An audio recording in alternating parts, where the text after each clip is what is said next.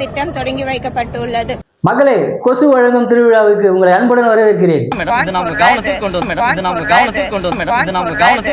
Bleaching பவுடரா, பான்ஸ் பவுடரா பார்த்துலாமா? எது ஒண்ணுமே இந்த ஸ்டிக்கர் ஆட்சி பண்ணாம, இந்த கட் காப்பி பேஸ்ட் ஆட்சி பண்ணாம நீங்களா? எப்பா மேடம், இருங்க.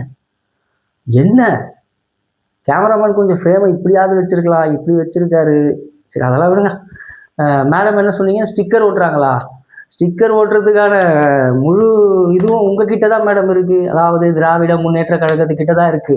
கடந்த ஆட்சியில பண்ணி எல்லாமே பண்ணி வைப்போமா, இவங்க வந்து ரிப்பன் கட் பண்ணிட்டு போவாங்களாம். இது எந்த வகையில சரி? அத்திக்கடவு அவிநாசி திட்டம் யார் கொண்டு வந்தா? அதுக்கு நீங்க எதுக்கு ஸ்டிக்கர் ஓட்டுறீங்க?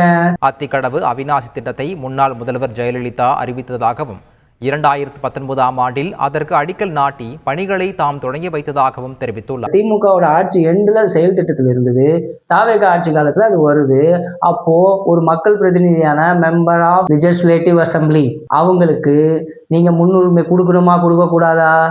மக்களுக்காக பேசுறேன்னு சொல்ற நீங்க கட்சிக்காக பேசிக்கிட்டு மக்களுக்காக பேசுன்ற போர்வையை போத்தாதீங்க மேடம். நீங்க ஒரு மேயர், சென்னைக்கு மேயர், அதாவது துப்புரவு தூய்மை பணியாளர்கள்லாம் போராட்டம் பண்ணிக்கிட்டு இருக்கும்போது மௌனமாக இருந்த மேயர் உங்க கட்சி மேடையில பேசுறது கூட உங்க கட்சியை சார்ந்து பேசுங்க.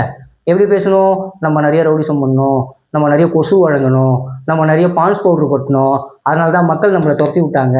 இனிமேல் நம்ம அந்த தப்பெல்லாம் பண்ணாமல் எல்லாரும் ஒன்றிணைஞ்சு மக்களுக்கு நல்லது மட்டுமே செய்வோன்னு உறுதிமொழி ஏற்போம்னு நீங்கள் உறுதிமொழி ஏற்றுக்கணும். இது மட்டும் இல்லை, இதை தாண்டி ஒன்று இருக்குது. இப்போ நான் 108 ஆம்புலன்ஸ் தொடங்கணும். இங்கே தமிழ்நாட்டில் பார்த்தீங்கன்னா திமுக நாங்கள் தான் தொடங்கணும் அப்படின்னு அவங்க சொல்லியிருக்கிற அந்த மாதிரி ஒரு நிலை வந்துடுச்சு. இப்போ ஸ்டிக்கரு உங்கள் குடோனில் தான் இருக்கா மேடம். மொத்தமாக எல்லா இடத்துலையும் உதயசூரியன் ஸ்டிக்கரை ஒட்டி வச்சிருக்கீங்க. எல்லா ஸ்டிக்கரும் பிச்சு பார்த்தா உள்ள ரெட்டலை தெரியுது, உள்ள கை தெரியுது. மொத்தமா அதாவது உருட்டலாம், உருட்டுங்க. நீங்க இவ்வளவு நல்லது செஞ்சிருக்கேன்னு உருட்டுங்க. ஆனா அடுத்தவங்கள உருட்டாதீங்க. அவங்க இப்பதானே வந்திருக்காங்க, அவங்க செய்வாங்க. நீங்க என்னவோ முதல் தடவை வந்த உடனே எல்லாம் கரெக்டா பேசின மாதிரியும் எல்லாம் கரெக்டா நடந்துக்கிற மாதிரியும் பேசுறீங்க. கொசு ஒழுங்கு விழா நடத்தினவங்க தானே நீங்க. அதை மக்கள் கேட்கலாமா? நல்லா ஞாபகம் வச்சுக்கோங்க மக்களே. 108 ஆம்புலன்ஸ் கொண்டு வந்தது மத்திய அரசு, அப்போதைய மத்திய அரசு. அதுக்கு ஸ்டிக்கர் ஓட்டப்பட்டது அப்போ திராவிட மாடல் இல்லை, அப்போ திமுக அரசு. ஓகேங்களா? அடுத்து எந்த ஒரு காலகட்டத்திலையும் அரசு நிகழ்ச்சிக்கு கட்சி கொடி போட்டதா சரித்திரமே கிடையாது. ஓ, இப்படி ஒரு நிகழ்வு நடந்ததா சரித்திரமே இல்லையா? இந்த தாவேக அரசு நம்ம என்ன பண்ணலாம்? இது வந்து வன்மையா கண்டிக்கக்கூடிய விஷயம். சரித்திரத்தை நம்ம கொஞ்சம் புரட்டுவோமா? கண்ணை நம்பாதே, உன்னை ஏமாற்றும் நீ காண். பாத்தீங்களா மக்களே, அது வந்து ரொம்ப நாள்லாம் இல்லை. இப்போ எலெக்ஷனுக்கு முன்னாடி அவசரமா ஒரு திட்டங்களை நிறைவேற்றினாங்க தெரியுமா? 5000 ரூபா கொடுத்தாங்க அந்த காலகட்டம். 5000 ரூபா கொடுத்தாங்க, ஞாபகம் இருக்கா? அந்த காலகட்டத்தில் நடந்த ஒரு நிகழ்வு இது. கவர்மெண்ட் யூடியூப் சேனலில் இருந்து எடுக்கப்பட்டது. இதுல காமெடி என்னன்னா, அந்த நிகழ்வுல மேடமும் கலந்துருக்காங்க.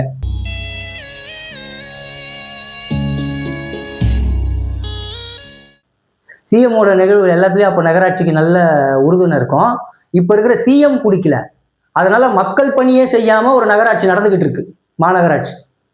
இதை வந்து மக்கள் யாருக்கும் தெளிவுபடுத்தக்கூடாது. நாங்க தெளிவுபடுத்தினா நான் வந்து தாவேகாரன். அப்போ உங்க கட்சியில இருக்கக்கூடியவர்களுக்கு எது சரி எது தவறு என்று யார் சொல்லி தரணும்? நம்ம மாண்புமிகு கழக தலைவர் அவர்கள் எந்த ஒரு விஷயமாக இருந்தாலும் சரி, மாவட்ட செயலாளர் கூட்டம் போட்டு கழகம் இப்படிதான் இருக்கணும், ஒருங்கிணைப்பா இருக்கணும், ஒழுக்கமா இருக்கணும். மேடம் என்ன போற போக்குல ஏதோ சைட்ல உங்க தலைவர் வந்து ஒழுக்கத்தை சொல்லி கொடுத்தாருன்னு சொல்லியிருக்கீங்க, அப்படியா? அவர் சொல்லி கொடுத்த ஒழுக்கத்தோட ரிஃப்ளெக்ஷனை பாக்குறீங்களா? பாருங்க.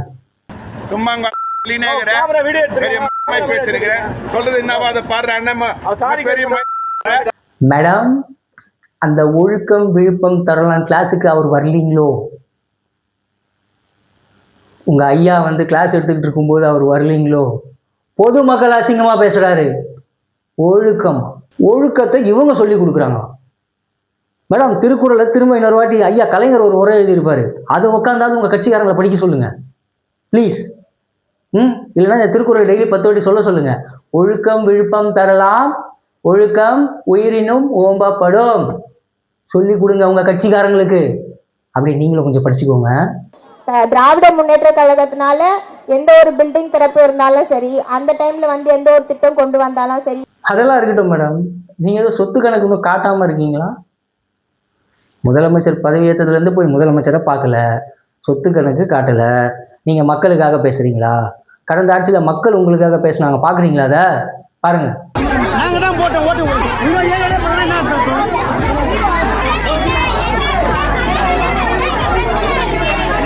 மேடம் அங்க இருக்கிற மக்கள் பேசும்போது கரண்ட்டு தண்ணி ஏதோ சொல்லிக்கிட்டே இருக்காங்களே, என்ன மேடம்? அப்போ உங்களுக்கு நிர்வாகத்திறன் இல்லையா? உங்களுக்கு நிர்வாகத்திறன் இல்லை, இவங்களுக்கு இப்போ நிர்வாகத்திறன் இல்லை. 1 மாசமே ஆனவங்களுக்கு உங்களுக்கு ஆண்ட பரம்பரைக்கு நிர்வாகத்திறன் இல்லையா? நீங்க முதல்ல ஒரு மாநகராட்சி மேயர் போய் அரசாங்கத்துக்கு சப்போர்ட் பண்ணுங்க மேடம். உங்க ஐயா தமிழ்நாட்டின் டேடி வந்து முதல்வராக இருக்கும்போது மட்டும்தான் நீங்க வேலை செய்வீங்களா மக்களுக்காக? நீங்க வேலை செய்யணுன்றதுக்காக நாங்கள் திரும்ப வந்து விஜய் சாரை ரிசைன் பண்ண சொல்லிட்டு உங்க ஐயா தமிழ்நாட்டின் அப்பாவை வந்து கூப்பிட்டு உட்கார வச்சுக்கிட்டுமா முதல்வரா? நாங்கள் தினம் செத்துக்கிட்டு இருக்கோம், நீங்க ஜாலியா இருப்பீங்களா? மக்களோட மேண்டேட்டை ஏற்றுக்கிட்டு தயவு செஞ்சு இந்த அரசாங்கத்துக்கு சப்போர்ட் பண்ணுங்க. மாநகராட்சியிலேருந்து சப்போர்ட் இல்லைன்றது உங்களோட மேடை பேச்சிலே தெரியுது. அம்மா உணவகம் நிறைய இடத்துல வந்து பயன் இல்லாம இருக்கு. உங்களோட சாதனை அம்மா உணவகம் மூடல். நீங்க தான் சொல்லியிருக்கீங்க, நஷ்டத்தில் இயங்குது. முதல்ல ஒரு கவர்மெண்ட் இன்னொரு கவர்மெண்டோட ஸ்கீமை மக்களுக்கு நல்லதுன்னா முன்னெடுத்து போகுதுன்னா அவரை பார்த்து சல்யூட் அடிக்கணும். அது அவங்க பண்ண ஸ்கீமு, நம்ம வேற ஒன்று அப்படிலாம் நினைக்காம அந்த ஸ்கீமை அவர் முன்னெடுக்கிறாரு. எப்போ மேடம் கொண்டு வந்தாங்க அந்த ஸ்கீமை, இப்போ வந்து அவர் முன்னெடுத்து போறாரு, இப்போ அதை புதுப்பிக்கிறாரு. நீங்க என்ன பண்ணீங்க? மூடுனீங்க. அது எத்தனை பேருக்கு சோறு போட்டிருக்கு தெரியுமா அந்த உணவகம்? இன்னமும் பேச்சு இருக்கு. ஒரு 5 ரூபா இருந்தால் போய் அம்மா ஹோட்டலில் சாப்பிட்டு வந்துடலாம்ப்பான்னு அத்தனை பேர் வயிற்றுல அடிச்சிருக்கீங்க நீங்க.